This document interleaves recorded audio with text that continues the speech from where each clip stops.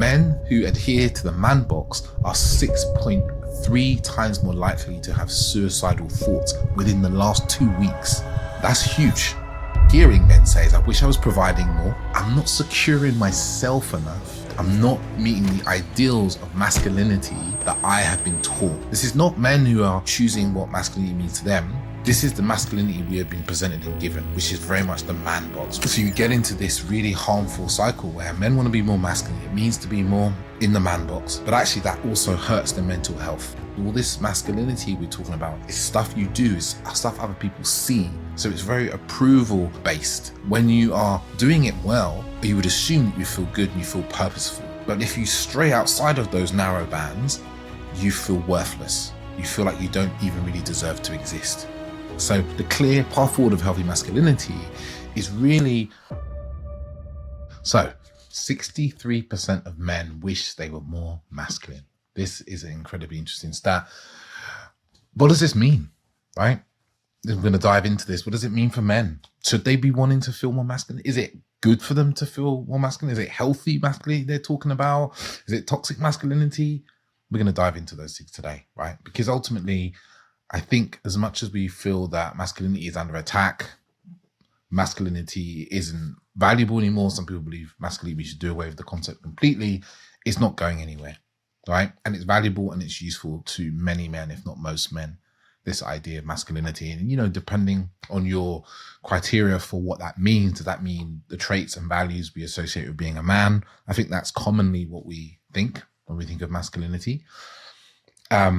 You know, I had a guest on my podcast a couple of years ago, John Wineland, and he really saw it as our capacity to be grounded and present and open and have a capacity for large amounts of energy, yeah, and relational ability as well, and connectivity. And that's more where I swing in terms of masculinity, right? As you probably noticed if you listen to the podcast. So what does it mean? The study is by Equimundo. It was earlier this year, a few months ago.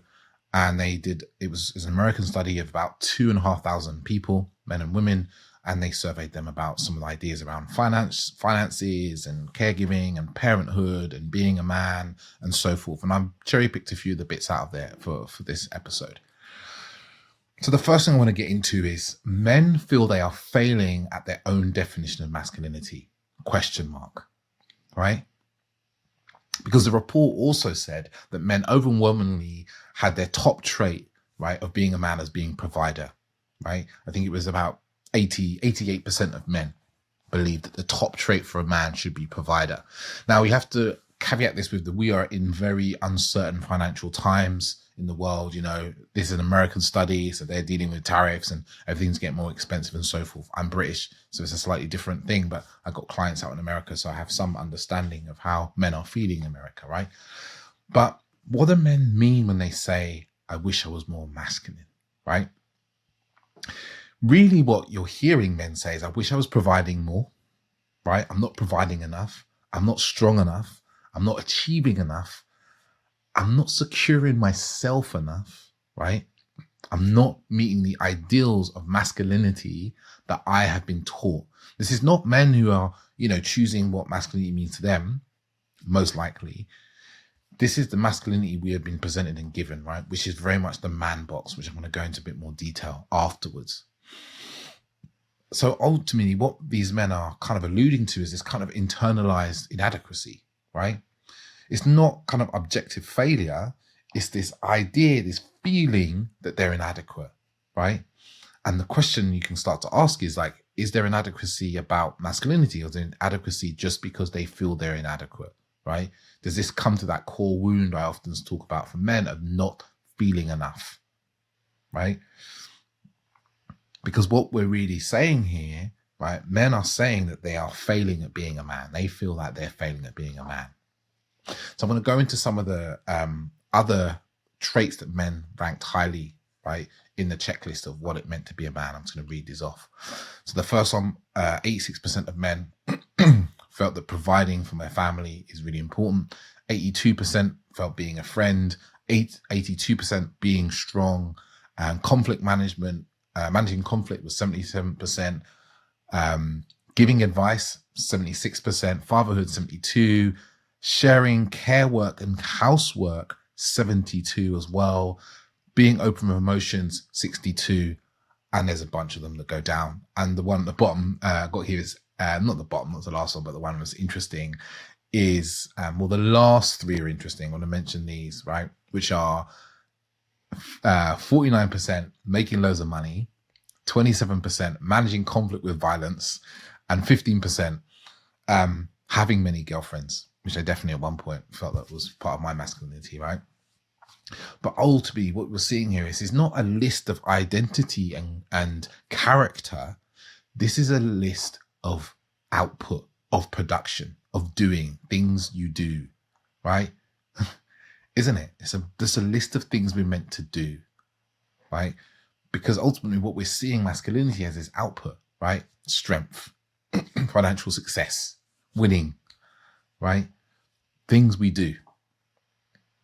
And ultimately, a lot of these things lead to this masculinity where you're kind of always on the job, but you're always precariously failing at the job as well, right? And I don't know if anyone else has felt, I've definitely felt that in my life, right? It's the things I do that matter as a man, right? So these 60% of men, these 63% men want to be more masculine. Maybe they're just showing that they don't think they're doing enough. I'm not enough. We come back to this core wound of not enoughness, right? And there's a big list, right? So there's a wound that sits underneath this percentage, this 63%. I keep saying the wrong number. There's so many numbers, right? But there's a shadow side, right? To this, I wish I was more masculine. There's a shadow side. There's like the competitiveness, the self-comparison, the insecurity that's there, the kind of internalized and suppressed shame. This longing for approval from outside, because all this masculinity we're talking about is stuff you do, is stuff other people see, right? So it's very approval, it's very show based, right? It's not about character and who you are, right? And meeting other people's expectations.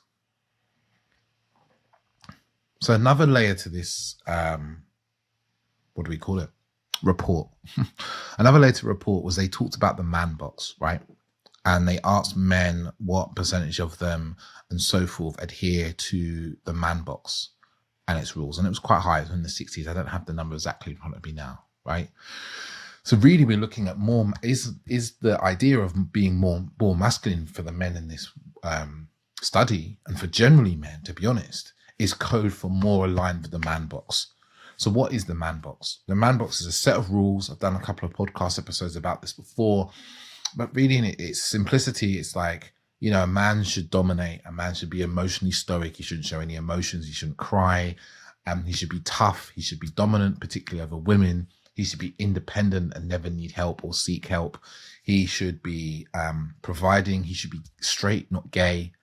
A lot of it's about strength and control, right? And also there's one in there about not having deep conversations, keeping it light and easy. So I guess if we put these two things together, because this is another large part of the report, is what we're saying is more masculine means to be more dominant, to be more unfazed, to be more invulnerable, to be constantly performing, right? Because that is the version of masculinity that most men have been taught, right? Most men have not really been introduced to this new idea of masculinity that I'm often speaking about, that I help my clients with, that leads them to more acceptance and peace and joy and happiness, right? As you see from the study, I'm just going back, you can't see my screen, but being open with emotions was 62%. Men felt that part of being a man was 62% of men felt being open with their emotions was there. So there's inroads happening, right? Because changing. I bet if you had that bit in there 7 years ago, it would have been way, way lower down. But majority of men don't necessarily see that as important as providing, right? Remember that 62%, that's still 2/3 of men see that as an important aspect of being a man, right? Which is it's an important trait of being a man, which is really important. But the man box, the problem with the man box is the man box helps and hurts men. It might give them direction, might give them a sense of masculinity, but it also harms their mental health. How does it help them, right?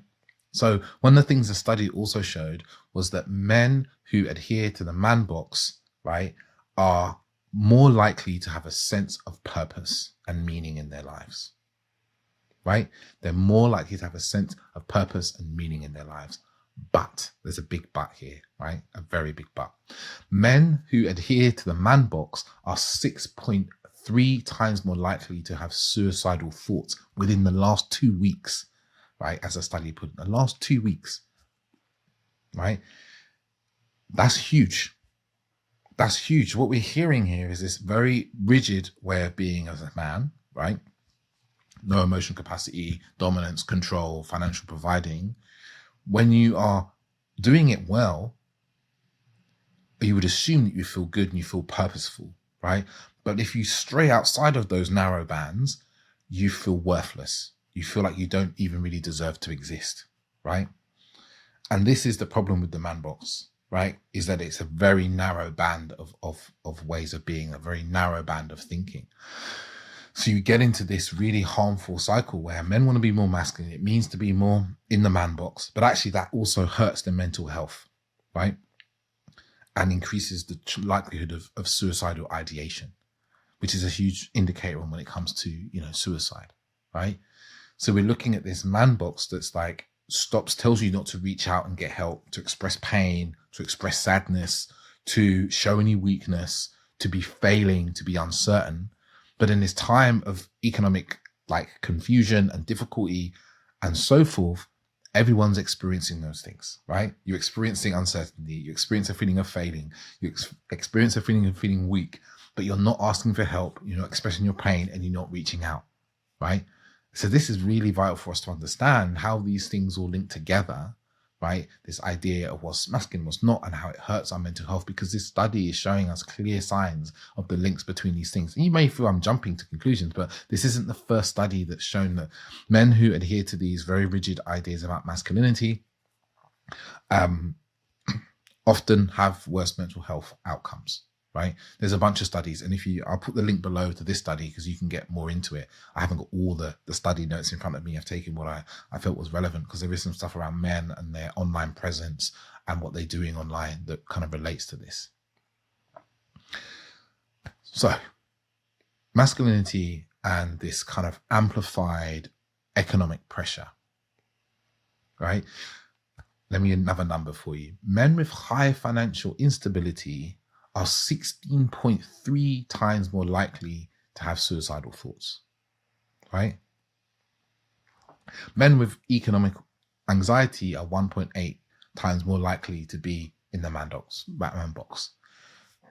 That first number is 16.3. So men's mental health is directly related to their capacity to provide, right? Or directly related to their belief about their capacity to provide, or how well they think they should be providing. So providing, being able to provide, and mental health are directly, strongly linked, right? And again, this is not the first study to show this. Many, many studies have shown that this is a really, really big thing. But is it this idea of, as men, our value is in our ability to provide as that number one thing, that means that we don't feel good enough if we can't do it as well as we'd like to. And then suddenly we don't think we have value on this earth, right? We don't have value to exist. Because ultimately, I know many men who are not providing in the way they want, but they can still feel valuable to their families and the people in their life because of their shifts in the masculinity, right? Because ultimately, these statistics, we can look at them in many different ways, but it's concerning when you see the man box, which again hurts men's mental health. It does sometimes give, it can give men more purpose, but it's a really thin tightrope to walk, right? And we haven't even brought in the kind of social impact on how it impacts their children, right? How it impacts the women in their lives, how it impacts society when more men adhere to the man box, because it does has a social ripple, right? Because, if you believe that you should be dominated with women, then you are impacting the women in your life as well, right? And you will look at other social justice bits and pieces with suspicion because you feel like, it's encroaching your ability to be a man who adheres to the man box. So what do we do here, right? What do we do with this? Men feel less, and there's another part, about less purpose and fulfillment, because this is really important, right? If we are not in careers, there's something that is in the report. If we're not in careers that are kind of linked to what we thought we would do when we left college, we feel less fulfillment and purpose, right? So we're all on this track of like our work, our production, the thing we do is the thing that gives us meaning. How much money we make and what we do gives us meaning. Like, I do really meaningful work. That's great, but it's been really much a choice. I got a computer science degree, which has nothing to do with what I do now, though I'm lucky to do that, right? But here's the thing. It's like we struggle to separate as men career, identity, masculinity, and providing. Those things have really collapsed together, right? Because that's just how we've been taught to be. What we do is who we are, right? What we make is our value to the world. And I guess how I want to finish up today is that there's another path for us, right? Yeah, this study shows that the average American man thinks providing is the top of the tree. And if I'm honest, if I had to do the same study, providing would be pretty high up on mine as well. Especially as a father, it makes a difference. But I might have a different set of things that come after it, right? And as a note, I think I might have missed this out actually. 3 in 4 women felt that a man's most important job is a provider as well, right? So what's the path forward for us men to both start to rewrite our masculinity, improve our mental health, improve our relationships as well? Because I didn't touch on the fact that, when a man, as I said, when a man is existing in the man box, it impacts his relationship, his partner in many ways, right? The opportunities he may afford to her, the amount of control he's going to try and have over her, right? These are all really important aspects. So the path forward of healthy masculinity is really replacing this performance masculinity, right? And we do this individually and collectively, replacing performance masculinity of my masculine value is in what I do, with a more embodied masculinity that I often talk about, right? It's not I earn, therefore I am a man, right? It's I show up, therefore I am a man. Or I have good character, therefore I am a man. I have character, therefore I am, right? It's not I never need help, therefore I'm a good man. But it's more like I stay connected with the people. I'm connected with the people in my life, right? Even when times are hard, right? Not I must have everything, but I lead myself well. I lead my community well. I lead my family well. Not I dominate them, right? I lead them. And this takes us from this kind of externally validated masculinity to like always what I do, but down back into this internally anchored who I am, who I'm being, right? And some of the things that came from the study started to point towards this. Like I said, men saying that 62% of men saying opening up about their emotions is important. This is a vital aspect of it, right? A vital aspect of seeing that as an important thing to do leads to this more healthy masculinity. And, if you've listened to my podcast, you've been here before, you talking about us healthy masculinity all the time. So what does this look like? This looks like improving our capacity to communicate, right? But to communicate well, we have to be able to feel, we have to be present, right? Improving our capacity to communicate, not feeling that we need to use violence or feeling that we need to dominate others to communicate, right? Being able to manage conflict with communication, with openness, with curiosity, which is something that was actually high up on the list of things men felt were valuable, right? It was on 77%, which is, I think, the 4th or 5th most important one. And start shifting out of it all being about what we do for others, but to who we're being. That's when we start to see a change. We start to move towards presence as important attribute and a valuable attribute of masculinity as this wonderful currency.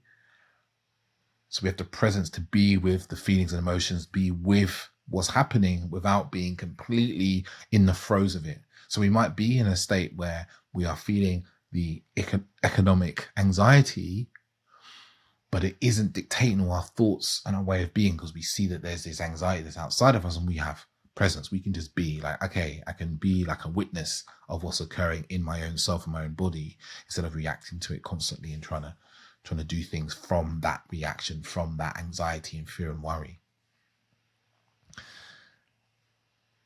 And then we get into this kind of emotional literacy piece, which I think is really important. It's like being able to feel and express our own emotions, but also be curious about others, while also bringing the capacity of groundedness with that, so that we're with our partner, we're connected to them, but we're stable.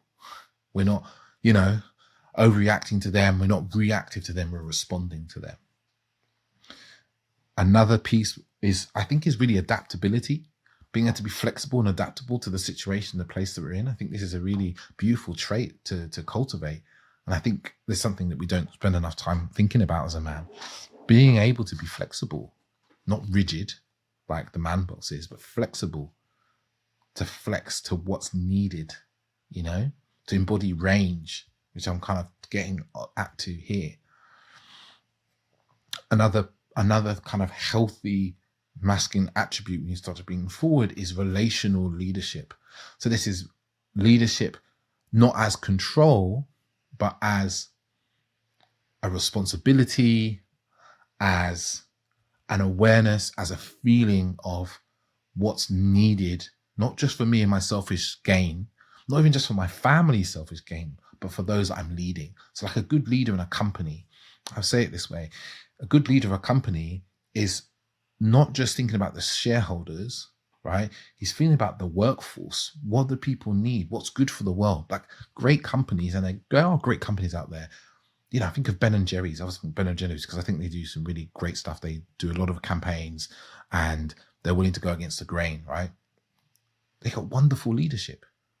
They feel what's needed in the world. They feel what their workforce needs, and they respond to that, not just what's going to make them the most money, right? And that's something we have to start really cultivating in relationship, and also in that relational leadership is not just being dictated by our wounds and our fears, right? And this is where doing the deeper work comes in, because if you don't, what is it inside of the man box that's seductive is that it's very clear, but it also causes you to be led by your fears, worries, and anxieties. I'm not enough, so I need to dominate others. I don't feel like enough, so I need to acquire things that make it look like I'm enough. Women, money, goods, whatever it is, power, status. So this relational leadership is about feeling the people you're leading and leading them well, leading them to a vision that they're inspired by. So if you're in a relationship, you create a relationship vision for you and your partner, maybe you, your partner, and your children, and you're leading everyone towards that. Yeah, that doesn't mean it's always your responsibility and you have to do everything, but that's the beautiful leadership that, women I speak to, they're looking for a man who can take initiative, organize stuff, make things happen, lead in love and depth and presence and feeling and experiences, right? That's the relational leadership. I think another aspect for men in this realm of new masculinity is healthy communities of men. Healthy communities of men. Like I said, 82% of men in this study felt that friendship was important, right? But yet so many men are isolated. So we're seeing a disconnect, right? And there's some more stats in the study. I keep saying that, but there was a lot of stats in that study, and I wanted to keep this concise. But there's a lot of stats in the study about men not feeling like anyone cares about them, feeling misunderstood, feeling that, they can't open up to people, right? And it kind of flies in the face of this 82% of men that see friendship as important, because friendship is hard to have when you can't open up and you can't share yourself with people, right? But it's an important aspect of what I cultivate inside my community, is bringing healthy masculinity into groups of men, because it heals the wounds that we've had of being in dysfunctional groups in the past. Another aspect I think is really important for us to cultivate is nervous system regulation. This is a really hot topic at the moment.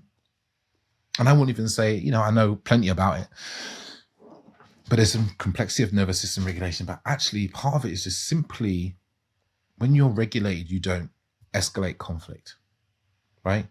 Unnecessarily. You don't overreact in moments. You don't shut down emotionally. You don't disappear in your relationship, right? You won't succumb to violence, shouting, screaming, all those sorts of things, right? You won't overreact at your children, shout at them, scream at them, right? Because of dysregulation, right? When someone is in fight or flight or shutdown, is where we can see a lot of the problems of the world that happen. You probably see it in your work and office, when people are stressed, when they're afraid, they're in survival in some way, right? And this is the tool we don't get taught how to do. We don't get taught how to self-regulate ourselves. We don't get taught how to regulate our nervous system, right? In the moments we need to, or to have enough awareness to notice like, oh, actually, I'm dysregulated now. I need to do something to bring myself back into regulation so that I can perform optimally, or I can be present for my children and my partner. Yeah. So I can be really here in this communication and not just be in my fears, worries, and anxiety. Because this regulation is really, as I said, is a gateway to deeper connection, to confidence, to intimacy in our relationships. And I think another shift we have to make when it comes to masculinity is like starting to move from a performance-based masculinity into like values-based, values and character-based, seeing that I am a emotionally connected man. That's who I am, right? That's something I am, right? It's part of my being, so that it's not about what I do. And we start, because then these are things that people can't take away from me. I could lose all my money, I could lose my homes and stuff like that, but my character would withstand, right? So I would still have that sense of self-confidence and self-esteem. That's not just about the things that I do. And I'm not saying this is easy, right? This is a work in progress, and it's a balancing thing where we may never you may never individually get to 100% value-led masculinity, but you can start to move the needle, right? Because if you're 100% over here on performance-based masculinity, all it takes is for you to lose your job, your partner to disapprove of you for 2 minutes, someone to say the wrong thing to you, and you're completely dysregulated and you're in fear and anxiety and worry, like most of the population, right? Most of the population. And then I think the last one I'll say here is the idea of providing. I've done a few things about this, talked about this before, is actually expanding this idea of providing. Providing is not a bad thing. Got nothing against providing. I think it's great. Talked to Dr. Brendan about it a little while ago on the podcast. Providing is great, but just financial provision, right? The idea of financial provision only is too small. It's tiny. It's just like one track. And if we put all our energy, all our worth and value hooked onto that, we're at the mercy of the economy to some degree and to someone who's employing us, right? Depending what we do for a living, right? Or the government or the president or the prime minister, right? Or a war that happens or doesn't happen. And then all your worth is tied to things you cannot control. And that means your worth becomes very precarious, because then you're really in this kind of anxious self-worth state of like, oh, I don't know what's going to happen. But if our self-worth comes from a wider range of things, values, and other forms of providing, we feel better about who we are as men. So that can come from your ability to provide emotional safety to your partner, to your family, to provide support to the people in your life, right? To be able to create stability. Could be emotional stability, could be just, stability in a moment of being there, grounded, present. To bring the capacity of leadership, as I talked about before. To bring the capacity of like providing integrity, providing safe spaces, yeah, providing fun spaces for people. That's a beautiful thing to provide for people, you could argue that in a relationship, you're providing like a sexual energy, an erotic charge. That's a provision. Like fatherhood is you're providing good role modeling in who you're being, or even wisdom, right? These are all, there's just a few ways you could provide, right? Providing safety, like I said, providing mentoring to your children. There's so many ways of providing. And when we move providing just from financial to something bigger, we just have far more strings on our bow. We have more range, right? We have more range of who we can show up in the moment, depending on what's happening in that moment, what's needed from us. So instead of us always being a hammer, I need to always be a hammer, hammer, hammer, hammer. What the hammers do, looks for nails or anything to bang, bang, bang, bang. We have a whole toolkit. We have a whole toolbox, and we can go, oh, what is this? This is a bit of wood. It needs sanding. Get the sandpaper out. Because we have grown in our range of providing and the various other aspects that I've mentioned before. So that's what we can individually do, and on a community level and so forth. And this is what I do inside of my programs and so forth, right? With men, we start to shift these models together. We start opening up in the WhatsApp groups, and people come to support and help and be there for each other. And you start to rewrite, maybe you had a hesitation to share and open up, and then you do, and you're met with love and care. So it starts to rewrite that mental loop, that mental groove of, no, I can't ask for help. I'll be laughed at. Men will reject me. And you start getting into the loop of, when I ask for help, people are there for me. Actually, even if I ask for help and people aren't there for me, I'm okay, because I know I can, seek more help, or I can self-regulate myself because I have tools.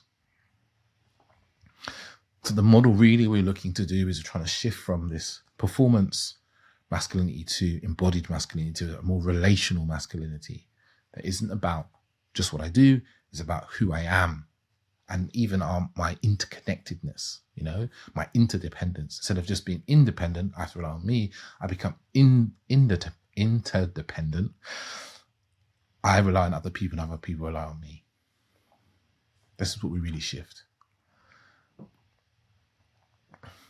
Yeah. And I think I'll finish off by saying there's a couple of things from the report I think is really great around the importance of fatherhood to men. I think we're seeing a shift in masculinity. I think we're seeing the shift, but I think what we're seeing is the kind of cognitive shift. I want to be more open emotionally. Fatherhood's more important. But what we're seeing also in the times of anxiety that we've got now financially, that we go back to our old programming. We go back to our beliefs that were installed in us for many, many years about our production being important. And the key here is actually to start to bring this cognitive idea of like, yeah, I know I want to be a new type of man, and installing it so deeply that it goes into this base level and overwrites just this idea of us just being providers, right? And I know that's difficult when we live in a world where 77% of women want a man, top trait, to be a provider, right? I understand that. And it flies in the face of some of the things that, women often say to me, like, oh, I don't care about what men earn. But actually, statistics speak for something different.